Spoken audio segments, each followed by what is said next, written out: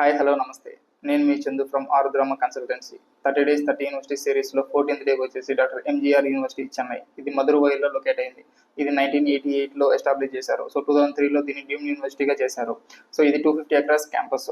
So ఇది వచ్చేసి కోయంబేడు నుంచి నియర్లీ 3 to 4 కిలోమీటర్స్ డిస్టెన్స్ ఉంటుంది. సో దీనిని heart of the city of university అని కూడా అంటారు. ఎందుకంటారు, ఇది ఇన్ ద సిటీలోనే ఇది ఉంటుంది మనకి. సో ట్రావెలింగ్కి కానీ దానికి చాలా ఈజీగా ఉంటుంది. సో దీనికి NAC A+ గ్రేడ్ ఉంటుంది, UGC గ్రేడ్ ఉంది, AICTE గ్రేడ్ ఉంది. సో దీన్ని స్పెషల్గా అటానమీ విత్ డీమ్డ్ యూనివర్సిటీ అని కూడా అంటారు.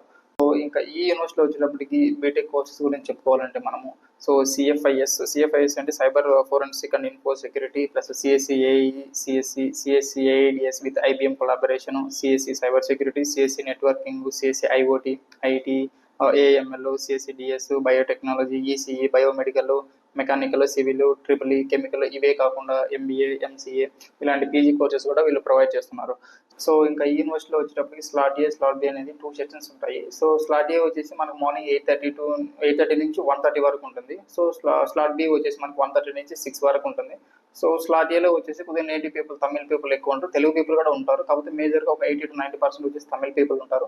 సో స్లాట్ బిలో వచ్చేసి మనకి తెలుగు పీపుల్ ఎక్కువ ఉంటారు, సో తమిళ్ పీపుల్ కొద్దిగా తక్కువ ఉంటారు. సో ఎవ్రీ ఇయర్ వచ్చేసి మన సైడ్ నుంచి Telugu people, so around Telangana, మన ఆంధ్రప్రదేశ్ అంతా కలిపిన ఒక 2000 అడ్మిషన్స్ వరకు ఈ కాలేజీలో జరుగుతాయి. సో ఇంకా ఈ యూనివర్సిటీలో ప్లేస్మెంట్ విషయానికి వస్తే మనము ఇక్కడ టోటల్ 170 కంపెనీస్తో వీళ్ళు టైప్ అయినారు. టోటల్గా ఇప్పటి వరకు ఏంటంటే 900 స్టూడెంట్స్ వీళ్ళు ఆఫర్ అనేది ప్రొవైడ్ చేశారు.